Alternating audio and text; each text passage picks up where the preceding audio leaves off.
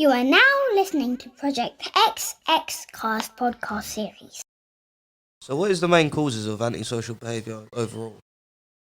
I think you could never put your finger on one thing, but to be really broad, as I was saying to people at the start, what is acceptable? The what's acceptable for me as a child has changed to what is acceptable now. The world is a changing environment, but I think we could all stand in the street and look at some behaviour and say, do you think that's acceptable? And generally, to a community, you'll all probably come back with the same description, which is, there's kids being kids growing up and making mistakes.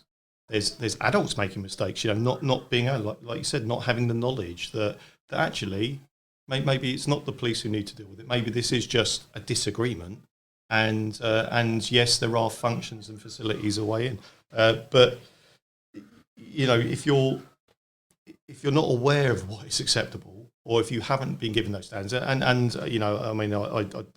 wrote down, like in terms of that eroding of good values, the values that we all have, whether it comes from your family down, or whether it comes from, I don't know, a team you play with, whether it comes from like Heatham House, from somewhere where you go to, where you see other people and you think, okay, they're setting a good example, they're giving me something to aim at or aspire to.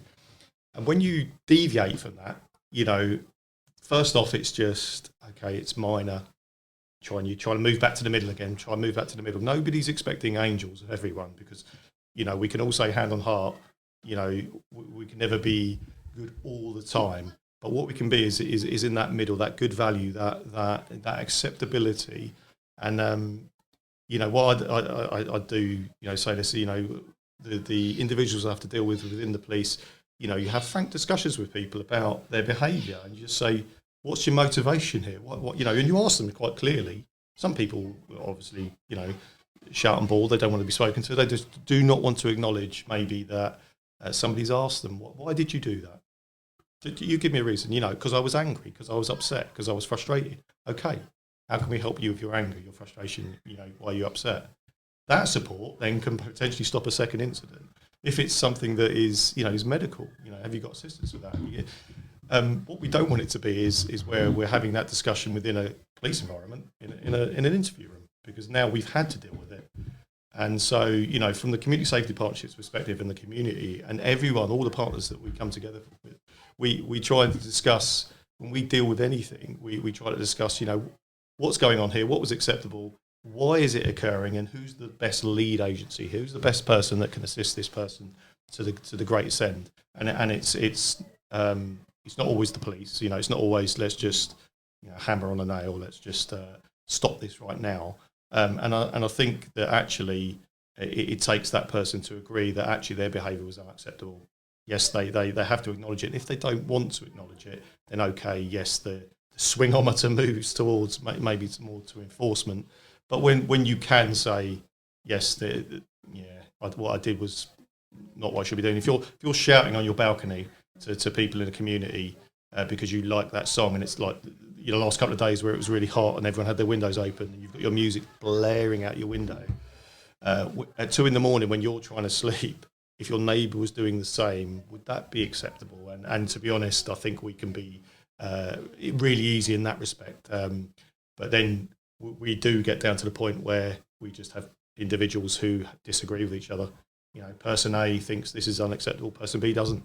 And we have to accept that. Everyone's allowed their right to an opinion, and that's where the arbitration comes in, where we will discuss as professionals, is there anything legislatively, is there any legislation that says, actually, unfortunately, person A is correct? Or is there anything, morally, is there anything, anything else that we can throw into the pot that will resolve this issue?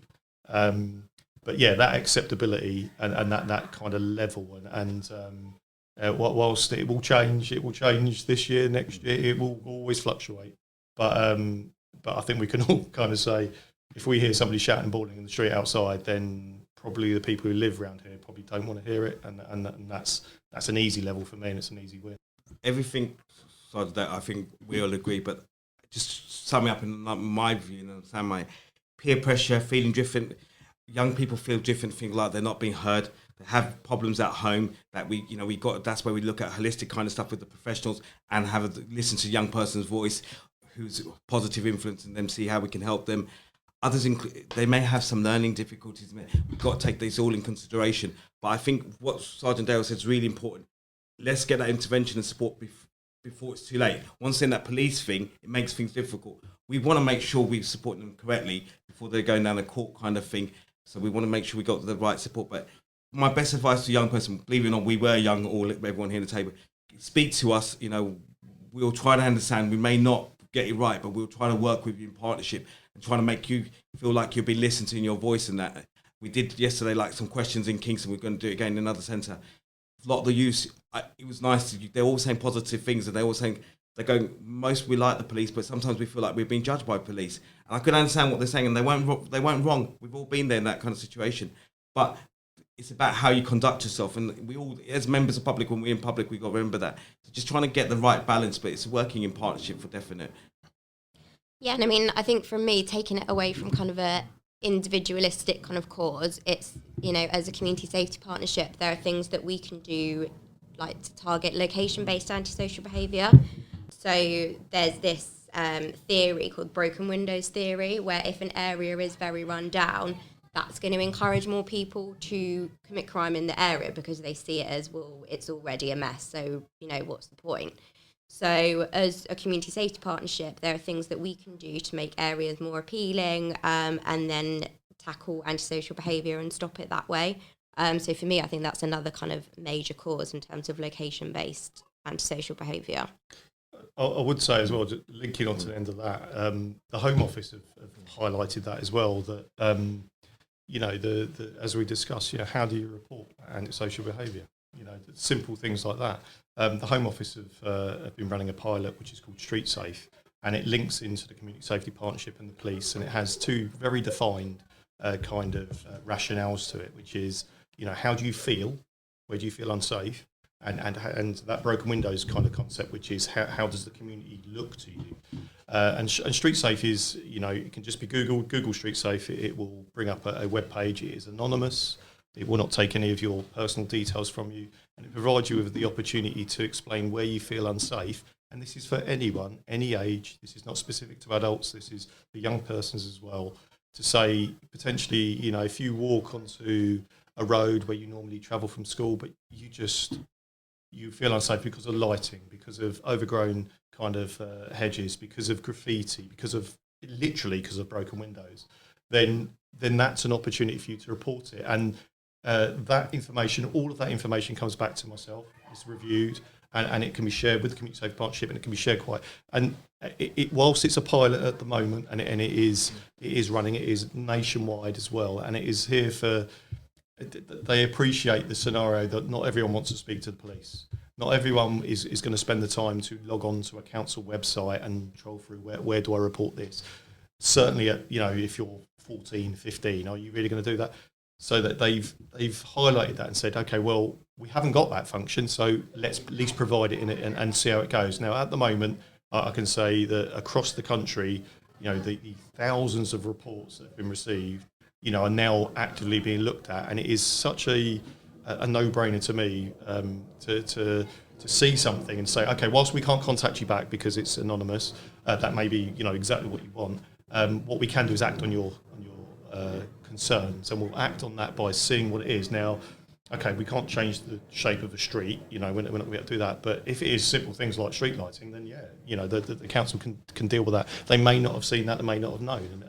If it's just simple things like that, which will make the opportunity for somebody to to mess about because there's no lighting, or the opportunity to misbehave because of this and the other. If we can resolve that and it fixes that problem, then that's a win. That's an easy win for us. And that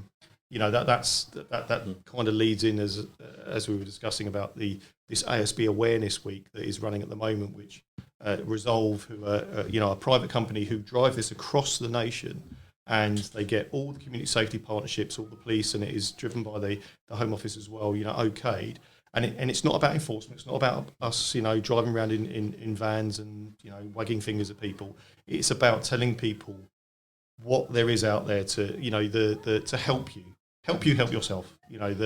Whether it is you going to court yourself because you feel there's a statutory nuisance from noise from a local kebab shop that has loud air conditioning, or whether it is you reporting it to the council and saying we want you to judge it, or whether it is reporting to us, the police, via our systems, because you want the local Safer Neighbours teams to be involved because it's been ongoing, or whether it is as with Street Safe, you want something just an anonymous function where you can just say, this is how I feel, and it pinpoints on a map. We get an exact pinpoint of where you're saying, and then it can be reviewed. So a report like that from Street Safe, I will review that. I will look at the surrounding kind of crime statistics. I will look at any kind of antisocial behaviour calls that are made, and then I will send that to the local Safer Neighbours team, and they are directly tasked to patrol that area with that information. Now, again, whilst they won't contact you back, they will go to that area. So everything is acted upon. And I think that awareness of that, is not massive. I mean, I've mentioned this to my senior leaders that the Home Office really need to push things like this out to the public and explain to them. And ASB Awareness Week is one of those things. We'd like to say we could do it every week, but we don't want to alarm people and say, there's antisocial behaviour everywhere. But what we want people to understand is so many functions that go from the civil elements, which is, it's not going to end up in a criminal court, down to, if need be, the police dealing with something criminally. And, they're all there for people to use. Can I just add, I've just wanted to say two things that occurred to my mind. One of the other biggest problems for youths, and they find, the media can be our worst enemy as well. The media puts the youths in negative words. One example, we could be just seen here today, we could be called a gang because we're sitting together. A gang can be a negative word. But when it's good things, we say groups. It's the way how we use, we could just say like a group of young friends are hanging around. It's misconcepts. So that's one thing I think the media, whenever it's a negative things about youths, we love putting it in the front page or within the first 2 pages. Whenever it's something good, it's a small thing right back on pages 10 or 8, you won't see enough. And that's one thing I think we need to do more positive. Today's starting off with one thing of ASB where when some youth have done well, like if a youth's helped an old lady, for example, with a shopping or crossing the road falling, why don't we praise this? And that's where I come to members of our community. We've got social media. Say, you know what, I saw this youth done something good. If the big press can't do it, we can do it, small press, we can start. The other one I did wanted to mention yesterday, with one of the things we did, the quiz, and we were just talking about, then we speak to young people about ASB and that. There's something said that's interesting. One thing become for young people the norm. When they get stopped by police, they've been told by their seniors or their youth coach or family, get their police badge number. And I said, do you know what to do after? He goes, no, the honest truth is just, I've been here for school. If you've been done wrong by police, get the badge number. And he goes, we don't even know what to do afterwards and that. And I thought, you know what, that is so honest. Even I was taught, but there's a complaint procedures, how to do it. Go and speak to your youth worker or your family member or someone in school. Even not go to police station, they can show you. But youth goes, we just get the badge number, we don't know what's happening. And that's where they get that spiteful about the police because they think nothing's been done, but because they're not sure how to do it. But I think, that covers what we're saying. There is a lot of things with the young people. They think they haven't been heard. And that's what we're trying to change. We want to listen to them, but make sure everyone, young or old, everyone in this public and the local community feels safe. You are now listening to Project XX Cast podcast series.